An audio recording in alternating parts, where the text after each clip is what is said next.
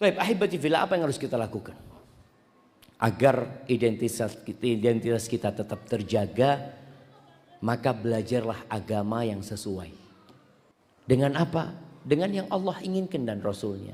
Ojo ditambahi, ojo dikurangi, ojo dimodifikasi. Sudah, kayak gitu beragama.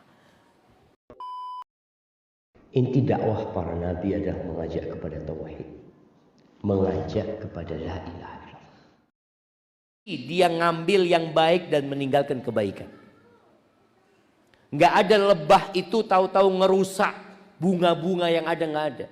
Dia datang ke bunga, dia ambil yang baik, dia tinggalkan yang baik.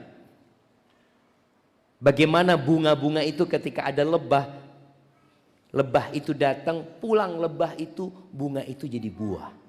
Subhanallah. Itu lebah. Dan kita seperti itu. Nggak ada yang ngerusak lebah itu.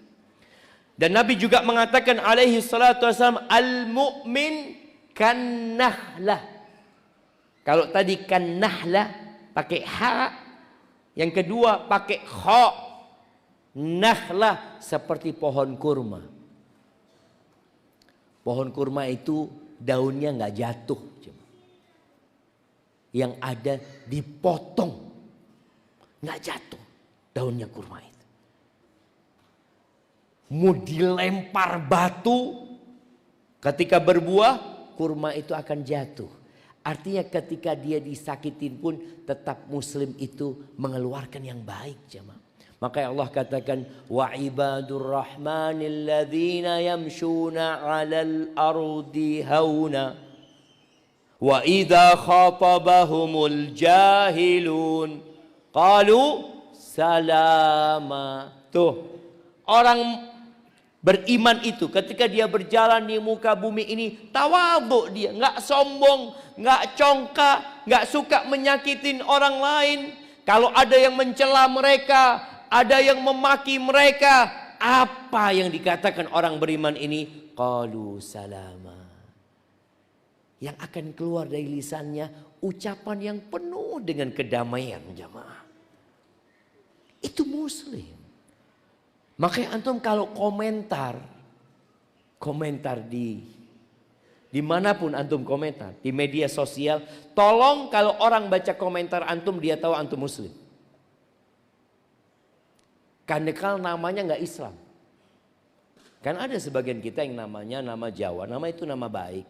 Nama itu dipakai muslim non muslim. Namanya anggap Bambang. Komentar Bambang. Dilihat komentarnya muslim iki. Loh, tahu dari mana antum? Ngomongnya.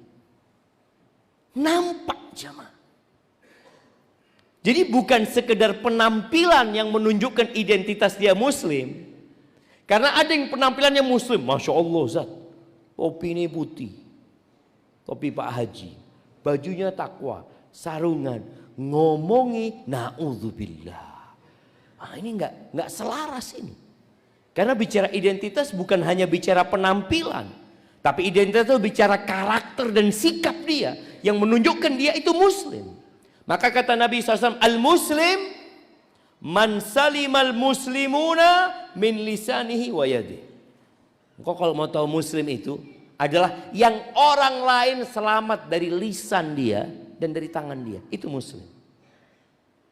Jadi ada banyak sikap-sikap muslim yang bukan hanya di penampilan, itu yang perlu dipelajari. Supaya benar-benar nampak gitu identitas kita. Maka kata Allah, kuntum khaira ummatin ukhrijat linnas, kalian adalah umat terbaik yang dilahirkan untuk umat manusia. Apa yang kalian lakukan? Ta'muruna bil ma'ruf, kalian amar ma'ruf, tanhauna 'anil munkar, mencegah kemungkaran. Bukan dibiarkan kemungkaran terjadi. Wa tu'minuna billah, dan kalian beriman kepada Allah. Lalu kata Allah, walau amana ahlul kitab lakana khairan lahum. Andai kata ahlul kitab itu, orang-orang Nasara dan orang-orang Yahudi itu beriman, itu akan lebih baik buat mereka. Karena ketika mereka beriman, mereka akan masuk dalam kategori umat terbaik. Minhumul mu'minun wa aktsarumuhul fasiqun. Ada di antara ahlul kitab yang beriman ada. Di masa Nabi SAW ada orang-orang Nasara yang masuk Islam. Ada orang-orang Yahudi masuk Islam. Ada, tapi nggak banyak. Kalau mereka beriman itu akan lebih baik buat mereka. Tapi kata Allah, kebanyakan mereka orang-orang yang membangkang. Dikasih tahu kebenaran tapi nggak mau. Kata Allah, la yadurrukum illa adza. Terus gimana sikap kita menghadapi mereka? Mereka tidak akan dapat membahayakan kalian. Ya kecuali mungkin tersakiti sedikit, nggak akan tapi membahayakan kalian. Wa yuqatilukum yuwallukumul adbar. Kalau mereka memerangi kalian, mereka akan kabur. Itu tatkala umat Islam bangga dengan keislamannya. Ketika mereka memerangi kalian, kabur mereka.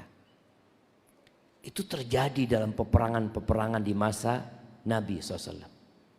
Itu terjadi dalam peperangan-peperangan di masa para sahabat Nabi. Antum tahu ketika perang Yarmuk tahun 15 Hijriah.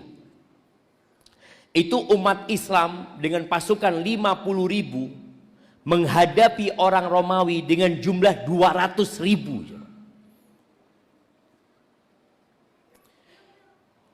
Pasukan Romawi ini bingung jemaah. Kenapa mereka bingung? Iki loh bangsa Arab yang kerjanya dulu ngembala kambing. Yang dahulunya mereka suka merampok.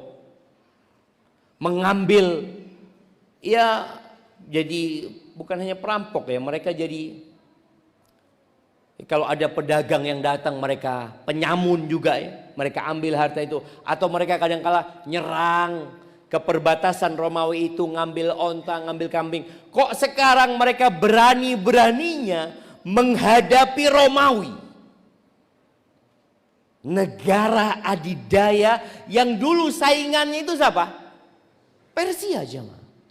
Jadi dua negara ini bersaing terus, tahu-tahu muncul Muslim. Dan dalam bayangan mereka Arab. Makanya istilah Arab itu sebenarnya istilah dari musuh-musuh Islam. Karena sejatinya ya Islam itu bukan Arab. Arab itu bukan Islam juga. Abu Jahal Arab. Abu Lahab Arab. Siapa lagi? Antum sebutkan tuh orang-orang Arab, mereka orang-orang kafir. Jadi Islam datang untuk mendakwain umat manusia. Bukan mendakwain bangsa Arab saja. Makanya yang pertama masuk Islam, kita lihat siapa? Bilal bin Rabah. Itu tuh orang Arab jemaah. Ireng Bilal ini. Betul, ireng, keriting. Nggak mancung. Orang mana? Afrika. Dari Habasyah sana. Salman orang mana? Persia. Bukan orang Arab. Akhirnya komandan perang pasukan Romawi ini mengatakan dia kirim salah satu anak buahnya orang Arab. Tapi agamanya Nasrani. Wajahnya Arab, lisannya Arab. Tapi agamanya Nasrani. Dia katakan, coba engkau masuk ke pasukan musuh. Engkau lihat apa sih yang dikerjakan umat Islam. Aku kepingin tahu. Berangkat nih, menyusup ke sana. Karena memang penampilannya orang Arab. Dan pasukan umat Islam pada waktu itu juga nggak pakai seragamnya. Nggak ada seragamnya. Kalau sekarang tentara pakai seragam. Enggak, mereka nggak pakai seragam. Jadi dia menyusup. Waktunya sholat mungkin dia ikut sholat di sana. 24 jam dia di sana. Terus setelah itu dia laporan. Apa laporan dia? Dia mengatakan ji'tuka min indi qaumin. Aku baru saja datang dari sebuah tatanan masyarakat, kata dia. Yaqumuna al-lail yusallun. Mereka kalau malam hari itu qiyamul lail, sholat mereka. Wa yasumunan nahar, kalau siang mereka puasa. Dia mengatakan ruhbanul lail wa fursanun nahar. Mereka itu kalau malam hari seperti pendeta-pendeta kita. Kalau siang hari seperti jawara-jawara kita. Jadi kalau di umat Nasrani itu, Romawi itu, ada yang pendeta, ada yang jawara. Tapi kalau di umat Islam, ya mereka itu kalau malam hari seperti pendeta, kalau siang hari seperti jawara. Jadi satu orang menggabungkan dua ibadah tadi. Qiyamul Lail, waktunya perang, dia perang. Makanya 50.000 pasukan umat Islam ini bukan tentara aja mah. Ada yang guru ngaji, ada yang petani, ada yang pegawai. Pokoknya di panggilan jihad mereka berangkat. Iya, mereka seperti itu. Kemudian ini identitas yang dimiliki oleh mereka. Lau sariqa malikuhum laqata'u yadah. Kalau raja mereka mencuri, dipotong tangan. Walau zana la rojamu, kalau berzina dirajam sama mereka. Jadi kalau rajanya melakukan perbuatan dosa, rakyatnya akan menegakkan amar ma'ruf nahi mungkar. Kenapa? Karena itu identitas kebaikan umat Islam. Li'itharimuhul haq ala ahwa'ihim. Karena mereka lebih cinta dengan kebenaran daripada nafsu mereka. Apa kata Panglima Romawi ini sebelum kita adzan jamaah? Dia mengatakan, kalau benar yang kau ucapkan, perutnya bumi ini lebih baik bagi orang yang ingin memerangi mereka. Dan betul, 200.000 itu kalah menghadapi 50.000. Tapi kita dengarkan adzan terlebih dahulu jemaah. Barakallahu fikum.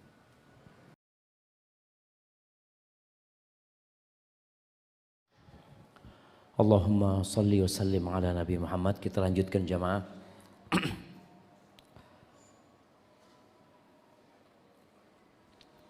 Maka ada usaha bagaimana memecah belah umat Islam. Dari sisi identitas Islamnya ini ikut negeri masing-masing.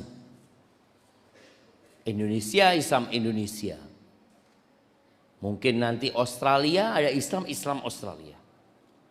Arab, Islam Arab. Di tahun 1967, Menteri Luar Negeri Israel itu pernah menyampaikan pidatonya di Bristol University di Amerika sana. Dia mengatakan yang maknanya bahwa sebagian pemimpin Arab itu setelah kekalahan mereka dari Israel, mereka itu berusaha untuk mengenali nasab Islam mereka. Nasab Islam mereka. Jadi kalau antum tahu jemaah, jadi penjajah itu selalu berusaha agar setiap negeri Islam yang mereka jajah pada waktu itu, agar mereka lupa dengan Islam, tapi kenal dengan yang sebelum Islam. Kayak di Mesir, bagaimana orang Mesir itu bangga dengan Fir'aun, dibikin sama penjajah pada waktu itu, bangga dengan piramid-piramid mereka. Padahal itu simbol kekufuran yang ada pada waktu itu, daripada dengan Islam mereka. Pokoknya di setiap negeri yang mereka jajah, mereka berusaha ya, arkeolog mereka untuk menumbuhkan sebenarnya negeri ini kemana sih? Afiliasinya dulu itu kemana? Itu mereka berusaha untuk melakukan hal itu. Antum tahu nggak siapa sebenarnya yang menemukan Borobudur di Indonesia ini? Jemaah? Penjajah, jemaah. Belanda. Yang awalnya masyarakat Indonesia nggak peduli sama itu. Mereka sudah Muslim, kebanyakan di Jawa apalagi. Itu Belanda, baca sejarah. Baik, di sini Menteri Luar Negeri Israel ini mengatakan sebagian pemimpin bangsa Arab itu berusaha untuk mencari tahu nasab keislaman mereka setelah mereka kalah. Dan itu sangat berbahaya untuk kedudukan Israel. Oleh karena itu, yang harus kita lakukan, yang menjadi tugas kita, bagaimana bangsa Arab itu meyakini dengan nasab kebangsaan mereka, tidak dengan keislaman mereka. Maka berusaha permasalahan Palestina itu permasalahan bangsa Arab. Bukan permasalahan umat Islam. Ada usaha untuk mengatakan itu. Taib ahibati fillah, apa yang harus kita lakukan agar identitas kita tetap terjaga? Maka belajarlah agama yang sesuai. Dengan apa? Dengan yang Allah inginkan dan Rasulnya. Ojo ditambahi, ojo dikurangi, ojo dimodifikasi. Sudah, kayak gitu beragama. Nggak ruwet beragama ini jemaah. Inna hadad din yusrun. Agama ini mudah. Mudah agama ini jemaah. Makanya kita beragama ndak usah ditambahin, ndak usah dikurangin. Ada ekstrim kanan, ada ekstrim kiri, kita di tengah. Bagaimana Nabi mempraktekkan agama ini kita ikutin. Makanya baca sejarah. Kenapa para sahabat Nabi itu mengajarkan kepada anak-anak mereka tentang sirah nabawiyah, tentang perjalanan hidup Nabi. Ini ceritanya cicitnya Rasul sallallahu alaihi wasallam yang namanya Ali ibn Husain ibn Ali ibn Abi Talib yang dikenal dengan Zainal Abidin. Apa kata dia? Kunna nu'allam maghaziyan Nabi SAW kama nu'allam surah minal Quran. Kita diajarin apa? Diajarin peperangan Nabi, sejarah perjalanan hidup Nabi itu seperti diajari menghafalkan surat dari Al-Quran. Kenapa? Identitas dia. Beragama ya udah kayak gitu. Loh enggak bisa. Sekarang kan sudah 1444 Hijriah. Masa beragamanya seperti dulu? Kan sudah tidak relevan lagi. Nah, lihat. Kan ada yang mau merubah. Enggak usah. Kita beragama sewajarnya. Biasa-biasa aja. Jadi orang Islam itu yang biasa-biasa saja. Kalau bahasanya sekarang itu moderasi beragama. Tapi bahasa kita sing biasa-biasa aja. Sudah. Yang menjadi pedoman kita qala Allah, qala Rasul. Terus sopo sing memahami qala Allah, qala Rasul? Ya para sahabat Nabi. Karena kita ini kalau baca teori perlu praktek. Siapa yang mempraktekkan? Para sahabat. Sudah dipraktekkan. Dulu para sahabat bertetanggaan sama orang Yahudi. Mereka hidup berbangsa, bernegara sama orang Yahudi. Bayangin ya. Jadi sebagian orang kan berpikir, loh dulu kan nggak ada cerita itu. Kata siapa ada cerita itu? Makanya baca sejarah. Nabi itu bertetanggaan sama orang Yahudi di Medina. Para sahabat Nabi bertetanggaan sama orang Nasoro di Mesir. Bertetanggaan sama orang Nasoro di Palestina, kumpul sama orang Yahudi. Subhanallah. Bagaimana mempraktekkan Islam? Ya udah kayak gitulah. Dan alhamdulillah aman, tentram. Kalau ada yang menyimpang, yang ikut teroris, fundamentalis, itu karena belajar agamanya tidak sempurna. Maka kata Allah, ya ayyuhalladzina amanu udkhulu fis silmi kafah. Masuklah Islam kafah. Ojo separuh Islam. Separuh Islam, separuh liberal. Enggak.